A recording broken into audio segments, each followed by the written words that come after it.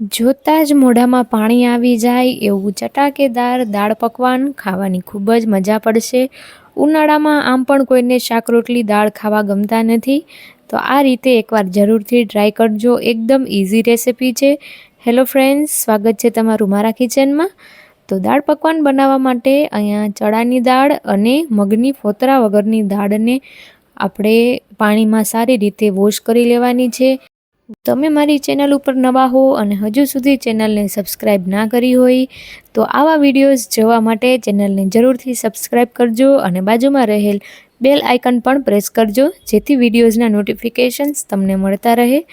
તો હવે દાળને સારી રીતે ધોઈ નાખી છે અને હવે કુકરની અંદર પાણીની સાથે હળદર અને મીઠું એડ કરી આ દાળને આપણે એકદમ કૂક કરી લેવાની છે, જ્યાં સુધી જે ચણા છે અને મગની દાળ છે એકદમ સોફ્ટ ના થઈ જાય ત્યાં સુધી આપણે વિસલ કરી લેવાની છે। હવે પકવાન બનાવવા માટે અહીંયા પર મેં 1 કપ જેટલો મેંદાનો લોટ લીધો છે, તેની સાથે 2 ચમચી જેટલો રવો, સ્વાદ પ્રમાણે મીઠું અને થોડું એવું જીરું એડ કર્યું છે। તમે ઈચ્છો તો આમાં અજમો પણ એડ કરી શકો છો, એનો ટેસ્ટ પણ ખૂબ જ સારો આવશે। હવે આપણે તેલ એડ કરવાનું છે। હાથની આવી રીતે મુઠ્ઠી પડે એટલું મોણ આપણે દઈ અને થોડું થોડું પાણી એડ કરી અને કઠણ એવો લોટ બાંધી લેવાનો છે। લોટને એકદમ સારી રીતે મસળી અને આપણે 10 મિનિટ સુધી રેસ્ટ આપવાનો છે। ત્યારબાદ આમાંથી આપણે પકવાન બનાવીશું। હવે આપણે ચટણીની પ્રિપેરેશન કરી લઈએ। તો ગરમ પાણીની અંદર મેં આંબલી પલળવા મૂકી દીધી છે, તેની સાથે અહીંયા લીલા મરચાં, ફુદીનો, ધાણા ભાજી અને ખાટો મીઠો ટેસ્ટ આવે એટલે લીંબુની જગ્યાએ કાચી કેરી અને 1 તીખાશવાળું લીલું મરચું આપણે લવિંગિયું મરચું એડ કર્યું છે।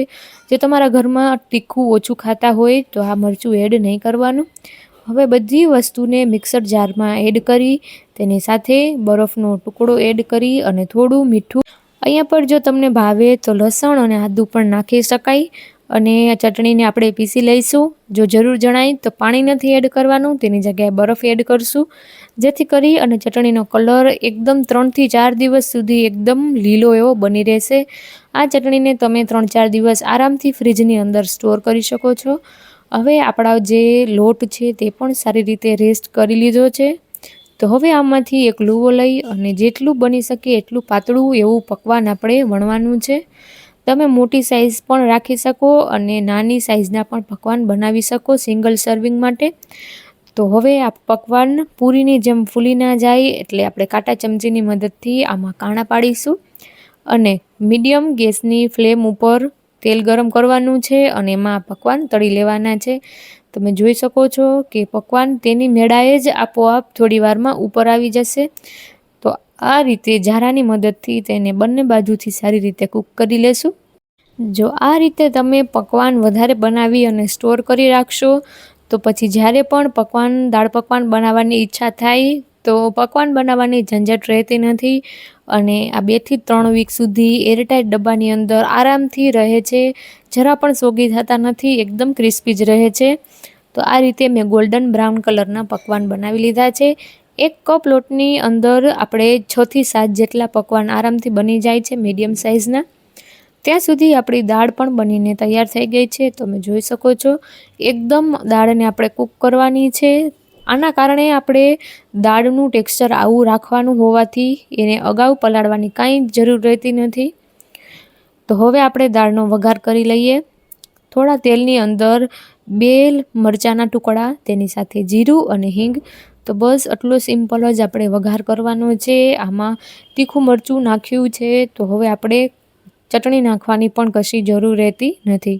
આંબલી ગોળની ખાટી મીઠી ચટણી બનાવવા માટે જે આપણે આંબલીને પલાળીને રાખી હતી ગરમ પાણીમાં, તો તે હવે પાણી ઠંડુ થઈ ગયું છે અને આપણી આંબલી પણ સોફ્ટ થઈ ગઈ છે। તો આ રીતે ઝારાની મદદથી તેનો બધો પલ્પ આપણે સેપરેટ કરી લેવાનો છે। જરૂર જણાય એટલું પાણી એડ કરી અને ગેસ ઉપર ચડાવી ગોળ નાખીશું। મારી પાસે ગોળનો પાવડર છે તો હું 4 ચમચી જેટલો ગોળનો પાવડર એડ કરું છું। તમારી પાસે ગોળનો પાવડર અવેલેબલ ના હોય તો રૂટીનમાં જે ગોળ યુઝ કરતા હોય તે એડ કરી દેવાનો, થોડી વારમાં તે પીગળી જશે। હું અહીંયા વિડીયોમાં લેવાનું ભૂલી ગઈ છું એટલે તમને કહું છું, આપણે આમાં કોર્નફ્લાવરની સ્લરી પણ મેં એડ કરેલી હતી। 1 ચમચી કોર્નફ્લાવરની અંદર થોડું પાણી એડ કરી તેને એકદમ સારી રીતે ગાંઠા ના રહે એ રીતે મિક્સ કરી આ ચટણીમાં એડ કરી દેવાનું, જેના કારણે જે ચટણી છે થોડી વારમાં એકદમ સરસ એવી થીક થઈ જશે અને કન્સિસ્ટન્સી પણ એકદમ સરસ થઈ જશે। હવે આમાં થોડું આપણે ગરમ મસાલો, કાશ્મીરી લાલ મરચું અને સ્વાદ અનુસાર મીઠું એડ કરી સારી રીતે કૂક કરીશું। ગોળ આંબલીની ચટણી એકદમ તૈયાર છે। હવે દાળ પકવાનને એસેમ્બલ કરી લઈશું। તમે ઈચ્છો તો દાળને પકવાનની સાથે એમને પણ લઈ શકો છો, પણ હું અહીંયા પકવાનની ઉપર જ દાળ એડ કરી અને ખાવાનું મને બહુ જ ભાવે છે, એટલે આ રીતે હું એસેમ્બલ કરું છું। અહીંયા પર ડુંગળી, ટમેટું, કાચી કેરી, તેની સાથે સેવ, ધાણા ભાજી, બંને ચટણીઓ, ખૂબ જ સરસ એવું આ દાળ પકવાન બનીને તૈયાર થાય છે। ઉનાળાની ગરમીમાં કશું ખાવાની ઈચ્છા ના થાય, પણ જો આ રીતે દાળ પકવાન આપવામાં આવે તો ઘરની સામગ્રીમાંથી જ બનેલી બધી વસ્તુઓ છે, દાળ પણ છે, તો એક રીતે આ પકવાન હેલ્ધી પણ છે અને ઇન્સ્ટન્ટ બનીને તૈયાર થાય છે। દાળ પલાળવાની પણ કશી ઝંઝટ રહેતી નથી। એકવાર બસ સમય કાઢી અને થોડા આપણે પકવાન તળી લેવાના છે, ત્યાર પછી તો પ્રોસેસ એકદમ ઇન્સ્ટન્ટ અને ઇઝી જ છે। પકવાનને આપણે ખાસ્તા પૂરીની જેમ ચાની સાથે પણ ખાવામાં ઉપયોગમાં લઈ શકીએ છીએ। એકદમ ટેસ્ટી લાગે છે અને દાળ પલાળવાની કશી ઝંઝટ રહેતી નથી, ફટાફટથી આ પકવાન બની જાય છે। તો તમારા મોઢામાં પણ પાણી આવી ગયું હશે। તો કેવી લાગી રેસિપી મને કોમેન્ટમાં જરૂર જણાવજો અને કયા સિટીમાંથી રેસિપી જુઓ છો તે પણ જણાવજો।